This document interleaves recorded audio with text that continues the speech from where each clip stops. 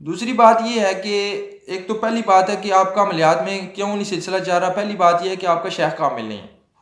अब आपका शेख भी कामिल है, फिर भी आपका अमल नहीं चाह रहा, तो उसमें दूसरी वजह ये हो सकती है कि आपने जो चिल्ला किया है उसमें बेहतियातियाँ की हैं। जिस अंदाज से आपको शेख ने बताया था, जो परहेज़ बताया था, वो आपने परहेज़ नहीं किया, वो सारे कवायद ज़ाबत का ख्याल नहीं रखा, उसकी वजह से आपका अमल चल नहीं रहा। ये उसकी दूसरी वजह है। आप जनाब पहली शर्त भी आपने पूरी कर दी, यानी कि शेख भी कामिल है, इजाज़त भी उसकी ठीक है। दूसरा भी आपने जो अमल किया है, जो ज़कात अदा की है, उसमें हर तरह की एहतियात भी की है, हर तरह का परहेज़ भी किया है, सारे कवायद भी पूरे किए हैं, फिर भी आपका अमल नहीं चल रहा।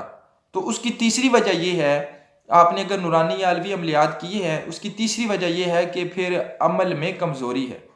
अब देखिए, ये जो गंदे काम करते हैं, मिसाल के तौर पे जादूगर होते हैं, सिफली अमलियात वगैरह करते हैं और शिरकिया माल करते हैं, तो इनमें शैतान उनको इस तरफ लगाता है कि तुम जितने गंदे काम करोगे मैं तुम्हें उतने ज़्यादा दर्जे दूंगा।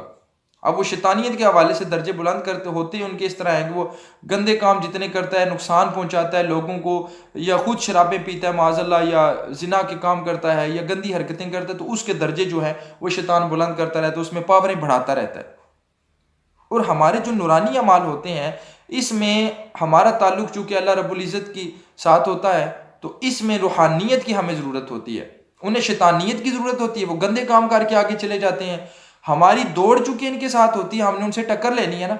अब हमारी दौड़ है, वो गंदे काम कर करके, उनका पेट्रोल है गंदा काम, वो गंदा काम जितना होता है उनके पास, वो इतनी ज़्यादा स्पीड पकड़ते हैं, आगे चलते हैं। और हमारा खुराक और हमारा पेट्रोल जो है वो रूहानियत होती है, और हमने जितने अच्छे काम करने हैं, जितने अच्छे अफ़ाल करने हैं, हमारी स्पीड उतनी ज़्यादा होगी।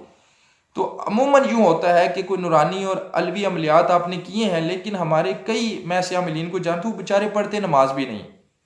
याद रखिएगा, ये जितने भी अमाल हैं ये यूँ समझें कि चांद और सितारे हैं। आपको पता है कि चांद और सितारे किससे रोशनी लेते हैं?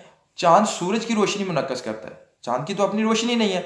अब सूरज ही पीछे से बंद हो जाए तो चांद क्या करेगा? वो भी बंद हो जाएगा, उसकी रोशनी नहीं होगी, उसकी कोई अपनी रोशनी नहीं है।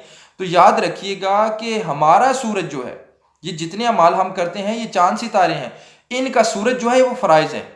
अगर आपकी ज़कात रहती है पहले उसको अदा करें, हज फ़र्ज़ है उसको अदा करें, नमाज आप 5 वक़्त की बाजमात अदा करें, इसी तरह जो दीगर आपके फ़राइज़ हैं, वाजिबात हैं, उनको पूरा करें। ये सूरज है, इनसे आपको नूर मिलेगा, रोशनी मिलेगी।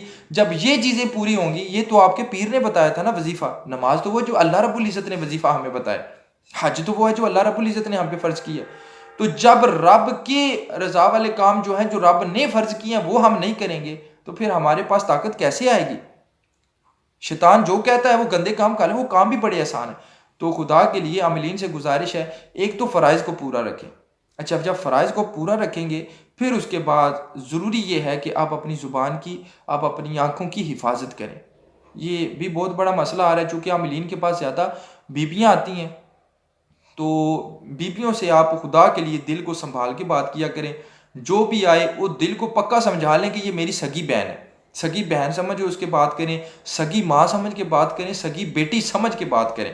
तो फिर इंशाल्लाह आपके अमाल में भी ताकत आएगी।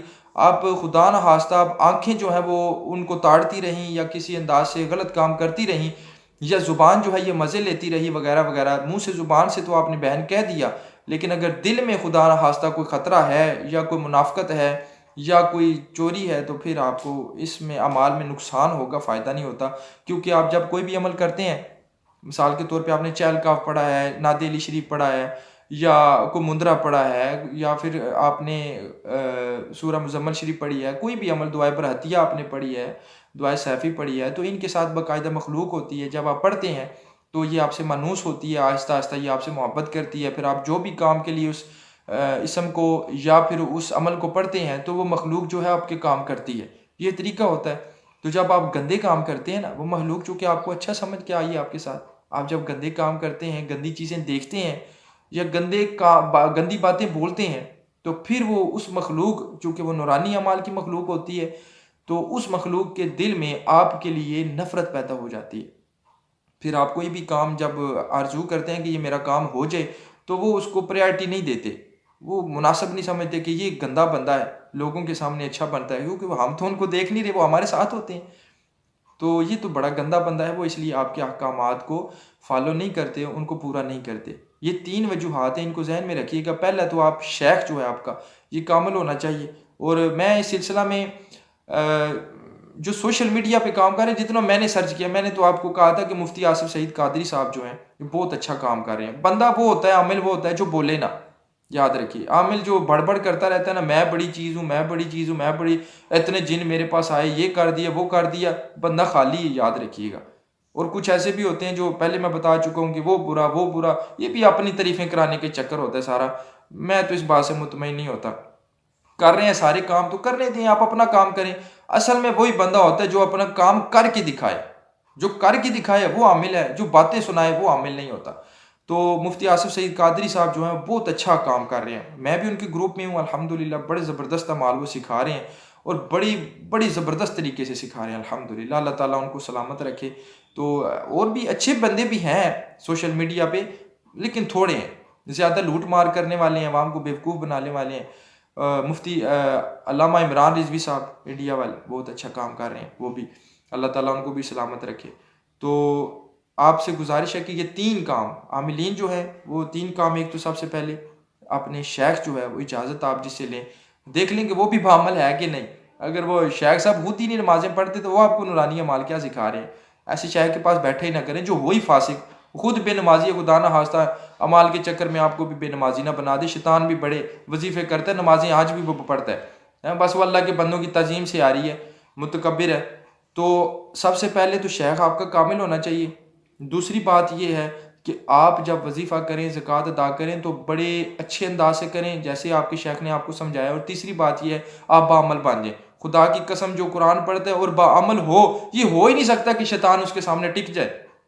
आप जब गंदे काम करेंगे, कुरान पढ़ेंगे तो आपको नुकसान ज़रूर होगा, लोगों को फ़ायदा बिल्कुल नहीं होगा और आपकी ज़ात को भी नुकसान होगा, क्योंकि ये रियाकारी है, मुनाफ़कत है। तो अल्लाह के लिए, अल्लाह की रज़ा के लिए आप इन गंदे कामों से बचिए, मखलूक को फ़ायदा पहुँचाइए। इंशाअल्लाह इसमें बड़ा फ़ायदा है, दुनिया भी आपकी संवरेगी और आखिरत भी अल्लाह के फजल से संवरेगी। और अगर कोई सख्त बात मेरे मुंह से निकली हो, किसी की दिल आज़ारी हुई हो, तो मैं उसके हवाले से माज़रत चाहता हूँ। अगर किसी 2 नंबर बंदे की दिल आज़ारी हुई है तो बिल्कुल माज़रत नहीं चाहता, होती है तो होती रहे। आप क्यों ये 2 नंबरियाँ करते हैं, अपनी सलाह करें। मैं उनसे माज़रत नहीं कर रहा, मैं अपने प्यारे भाइयों से, अवाम से माज़रत कर रहा हूँ। अगर किसी को दिल दुखा हो तो वस्सलामु अलैकुम वरहमतुल्लाहि वबरकातुहू।